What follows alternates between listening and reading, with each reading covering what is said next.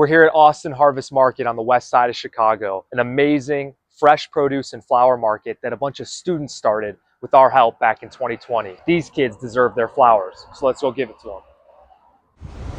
I'm Neveah. And I'm Keith. And welcome to Austin Harvest. We wanted to give you guys your flowers. Thanks for everything you do. Thank you. You guys really inspire us.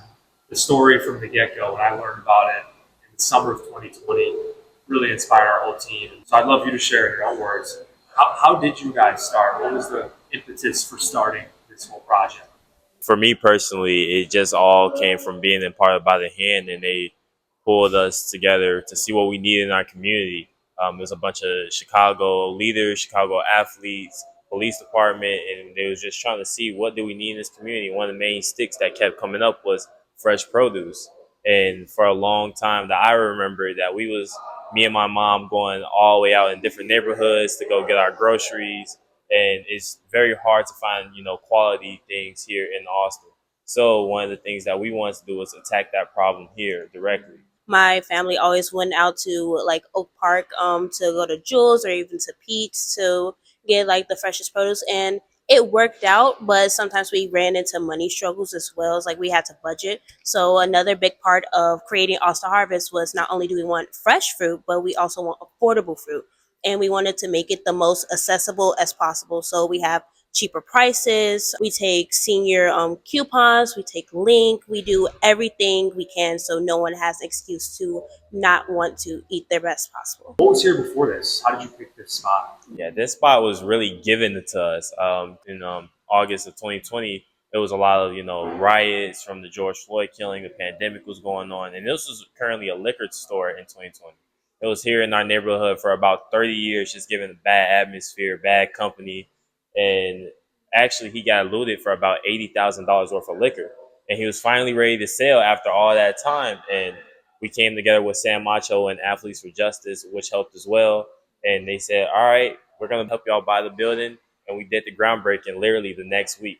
A major part of our evolution, coming from just being under a tent in the first place, is honestly very overwhelming, but also humbling to just know it's like we really built everything. We created everything. We created everything together, and we get to share that story and to share that mission with others. It's so amazing. So, would you each maybe take like a minute to describe Austin Harvest in your own words? It started out as one, rewriting the narrative and changing perspectives, not only for, our community, but for the youth. We want to push that narrative opposite from the mainstream media. Mainstream media usually put us in a bad light, and we're trying to pursue hope and lay a blueprint. I call us entrepreneurs here trailblazers for many communities that's outside of this that want to do things as well. We want to bring life and healing into our communities, a lot of broken things that we have experienced. And this is going to be a start or something that's going to, stamp and put us on the map to push healing forward. Community will forever be a big part of it. Not only just pushing, like Keith said, pushing a different narrative of Austin and Chicago, but building more community with us between our connections, our partners, even to our staff and some of our locals. We have grown of what I like to say Austin is like the biggest, smallest city, smallest area in Chicago, really. It's like it's huge, but everybody somehow knows everyone. And you can find that sense of safety and that sense of community. And I really definitely enjoy that absolute warm light that we get to emulate and bring into other people, and they give us their 100% support back. Love that. How old were you guys when you started this? And how old are you now? I was in my freshman year of high school, and I was 14 at the time. About the same. If my birthday hadn't rolled around, I was about like 14, 15, and we're both currently 20. You guys started a business at 14 with friends, Yeah. right? And obviously you've worked a little at Flowers for Dreams. Aria worked at Flowers for Dreams. We've come and trained and helped here. We're honored to have our flowers. What would you tell other aspiring student entrepreneurs or teen entrepreneurs about kind of what it takes to start something that matters? Don't forget why you started in the first place, and don't go into it only thinking about money. If you genuinely want to make a change within your community or a change within anything that you're going into that you want to see different, don't forget why you started it. Don't be afraid to go out and connect with other people, and always keep who you feel has your best interests, and keep everyone that you know with like the same mindset as you, because that's the only way you're going to get the furthest. I would say to other entrepreneurs that no vision is too small. Keep your passion as a motivation. See the vision down the lines and really open up to being open minded. Never feel that anything is too big of a risk, because if you're not taking the risk, you're not really trying. Just be prepared for all the unsubtleties, all the uncertainties, any obstacles that come, because it's going to come. But the perseverance is what make you a real entrepreneur. Part of it was so inspiring to me when I first learned that this was possible. I started also as a student. I was 19, so more like your age now. I was like 14.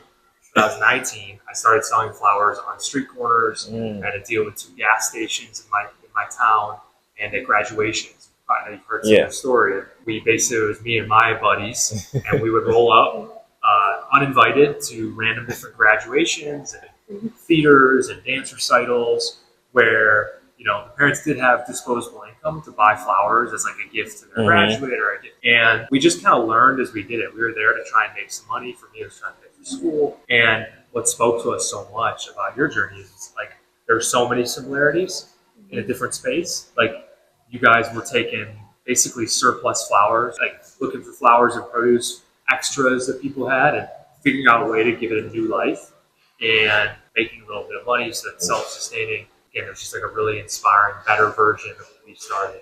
What is your why? What is the driving purpose for each of you? What keeps my drive going is seeing the smiles. Every customer that walks through, or every, comment that I get on social media that's saying that we're doing such a great job, or they wish that they had something like this growing up, it still continues to push that narrative that we're pushing something that's going to push a better future for our community. And seeing that, I'm being a part of that future, it really is a heartwarming experience for me. I do it for, I really do it for the students. I love coming in, getting to know different students, getting to know different personalities, teaching them what I know. And I really love implementing like a different type of knowledge, a different type of light. And I really, really would love to like continue to constantly teach them, getting to know everybody else, and knowing that I kind of like made an impact on someone. Can you each tell me, like in your own words, how you remember Flowers for Dreams, like being involved when you first learned about us? My first, impression of y'all came in, we were still training before we even got stapled as the open air market. Y'all came in and seeing like, yeah, we love what y'all doing here. And we want to make sure that y'all have, the proper training. Y'all came in, did the training with us and really walked us through, not as students, but as fellow entrepreneurs. And that felt so welcoming. And I love what y'all do. And I love the passion that y'all have and continue to have for everybody that y'all support. I really saw the passion, the buzz, the excitement. Like I felt like you guys were really like in this for the right reason to like really help. And obviously meeting Neveah and Rodney and Drea and like the whole crew, it's like you guys had the pieces. I hadn't realized exactly how challenging it can be to really work with flowers, but as much as it is challenging, it's so rewarding to, as Keith said, constantly see the smiles on people's faces when they come in. Sometimes I do my best to like pick a decent color scheme, and out of the blue, I randomly pick someone's favorite color on accident, and they're just like the happiest person of all time. And honestly, I really owe it to you and Flowers for Dreams for even giving us that chance, giving us that training, and allowing us to kind of grow and develop, and still being here like from the beginning and to the end, if there is an end to it. So I really do appreciate that. You guys are so special. Thanks for saying that, for real. You really do inspire us. It's like the 10th time I'll say it, but it's true. And you deserve your flowers, so, and more. Not just our weekly deliveries, but your own flowers. I remember way back in the day, the first couple of Saturdays open, weekdays open, I helped work the cashier, so I got to go back. run a little mini shift, maybe build a cart, because what you've taken this to now is really special. Thank you. And I hope it's here for many, many years to come. We keep nurturing this relationship that we have built over the years, and we really want to see, what we can do out of it, because you never know what might come out of it. Like you said, we reciprocate the passion and the love that we put out into the world, and you never know how that comes around. Real quick for you, how'd you go viral? What's the sauce? The sauce is having the passion, and like that's how I can say it. You have the passion and you just show it to the world and be really encapsulated of what you have brought and what you are doing in the world, and people will see it. It gets around, word of mouth, or they say, hey, you seen this, and it brings light to it. Amazing. Well, thank you guys so much. No problem.